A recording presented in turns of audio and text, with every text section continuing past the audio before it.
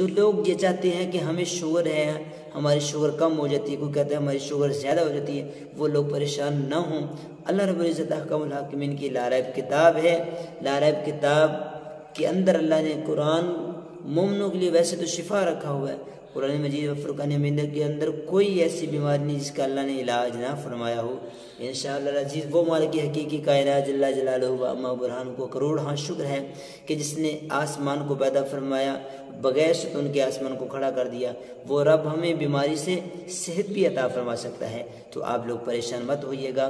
ہماری جو وظائف ہے بتانے سے پہلے آپ دوستوں سے گزارش ہے کہ اس ویڈیو کو صدقہ جاریہ سمجھتے ہوئے ان لوگوں تک پہنچائیں جو لوگ شوگر کی وجہ سے پریشان ہیں، ان کی پریشانی بہت زیادہ بڑھ چکی ہے۔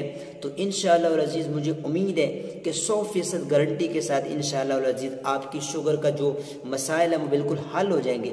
کیا کرنا ہے آپ لوگوں نے؟ سب سے پہلے درود پاک پڑھنا ہے اور نماز کی پابندی کرنی ہے۔ نماز پڑھنے کے بعد آپ لوگوں نے فجر کی نماز پڑھنے کے بعد آپ لوگوں نے 11 مرتبہ درود پاک پڑھ لینا ہے۔ درود پاک بھی بہت زیادہ ہوتے ہیں، درود ناریہ، درود لکی، درود خضری، درود تنجینہ، ٹھیک ہے، اور درود ابراہیم۔ آپ ان تمام درود پاک میں سے جو ایزیلی پڑھ سکتے ہیں اس کو 11 مرتبہ پہلے درود پاک پڑھیں۔ 11 مرتبہ درود پاک پڑھنے کے بعد آپ لوگوں نے سورہ یاسین شریف لے کے بیٹھ جانا ہے، پاس شیشے کا گلاس پانی کا بھر کے رکھ دینا ہے۔ رکھنے کے بعد آپ لوگوں نے کیا کرنا ہے؟ سورہ یاسین پڑھنی ہے۔ پڑھتے پڑھتے پڑھتے جب ہم اس آیت پہ پہنچیں گے سلام قول من رب رحیم، اس آیت کریمہ کو آپ لوگوں نے 11 مرتبہ پڑھنا ہے۔ پڑھنے کے بعد سورہ کو مکمل کر دینا ہے۔ مکمل کرنے کے بعد لاسٹ پہ آپ لوگوں نے 11 مرتبہ پھر وہی درود پاک پڑھنا ہے جو آپ نے اول پہ پڑھا تھا، اور آخر میں بھی وہی درود 11 مرتبہ پڑھیں گے۔ پڑھنے کے بعد جو مریض ہے، جو اگر نہیں پڑھ سکتا تو کوئی اور پڑھ کے اس کو پلا دے، انشاءاللہ العزیز وہ بیماری جاتی جائے گی۔